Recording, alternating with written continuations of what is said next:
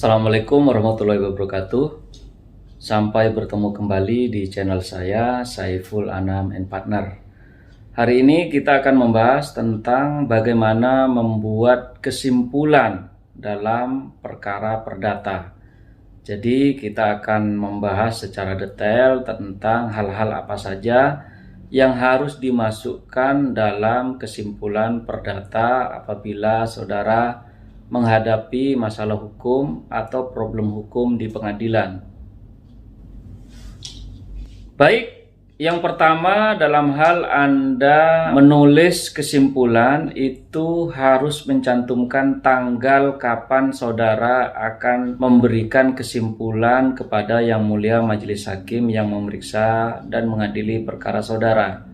Jadi tanggal kapan saudara akan menyerahkan kesimpulan itu dicantumkan dalam poin kanan atas kesimpulan saudara sehingga dapat memudahkan tidak hanya bagi saudara tapi bagi Yang Mulia Majelis Hakim yang memeriksa dan mengadili perkara saudara. Yang kedua yang tidak kalah pentingnya adalah Anda harus mencantumkan kepada siapa kesimpulan tersebut akan diserahkan oleh saudara. Biasanya akan diserahkan kepada Yang Mulia Majelis Hakim yang memeriksa dan mengadili perkara nomor berapa di pengadilan mana. Jadi saudara harus mencantumkan secara detail nomor perkaranya nomor berapa dan di pengadilan mana. Yang ketiga juga saudara harus mencantumkan tentang judul perihal kesimpulan penggugat atau kesimpulan tergugat. Ini menjadi sangat penting juga bagi saudara agar kemudian mempermudah majelis hakim dalam memeriksa dokumen-dokumen yang sudah Anda ajukan kepada yang bersangkutan. Sehingga Yang Mulia Majelis Hakim yang memeriksa dan mengadili saudara dapat dengan mudah membedakan mana berkas jawaban, mana berkas kesimpulan, mana berkas alat bukti, dan berkas-berkas lainnya.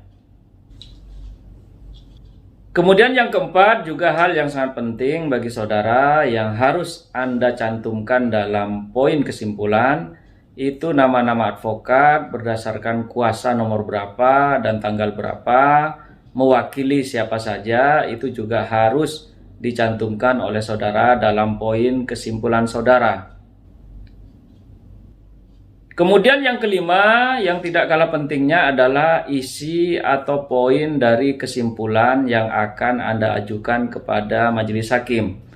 Jadi dalam kesimpulan atau isi kesimpulan saudara itu harus merangkum terkait dengan hal-hal yang akan Anda sampaikan seringkas mungkin dan sepadat mungkin dan sejelas mungkin, sehingga majelis hakim dapat dengan mudah dan mengerti terkait dengan apa yang akan Anda sampaikan dalam poin kesimpulan saudara. Jadi sekali lagi kesimpulan ini adalah kalau bisa tidak melebihi dari jawaban atau gugatan yang sudah Anda sampaikan sebelumnya.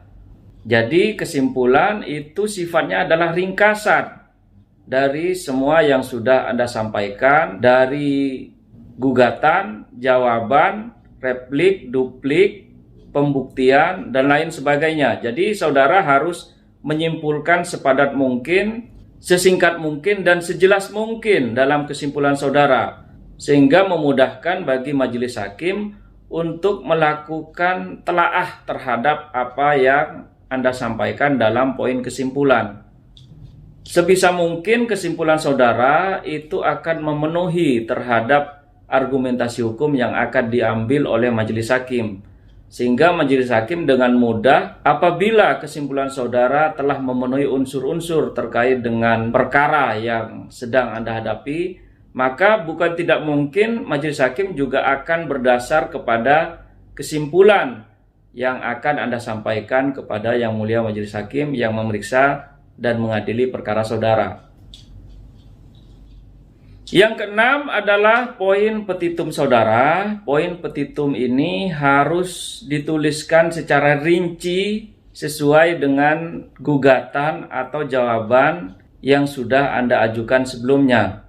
Kalau misalkan diajukan sita eksekusi juga harus dimasukkan secara rinci oleh saudara dalam poin petitum yang dimintakan kepada Yang Mulia Majelis Hakim. Tidak hanya itu, apabila ada eksepsi maupun rekonvensi juga harus dimasukkan secara jelas dalam poin kesimpulan saudara, sehingga kemudian Majelis Hakim dapat menyimpulkan terkait dengan perkara saudara yang sudah dilalui, baik melalui gugatan, jawaban, replik, duplik, dan pembuktian, sehingga kemudian Majelis Hakim dapat menyimpulkan atas perkara yang sedang Anda hadapi. Poin yang ketujuh, seperti biasa, Anda harus menandatangani. Apabila Anda didamping oleh penasihat hukum, maka yang menandatangani cukup penasihat hukum saudara. Sedangkan apabila Anda maju sendiri dalam persidangan, maka Anda cukup menandatanganinya sendiri. Itulah poin-poin yang harus ada dalam poin kesimpulan. Saya ucapkan terima kasih, semoga pembahasan ini bermanfaat. Sampai bertemu di pertemuan berikutnya. Assalamualaikum warahmatullahi wabarakatuh.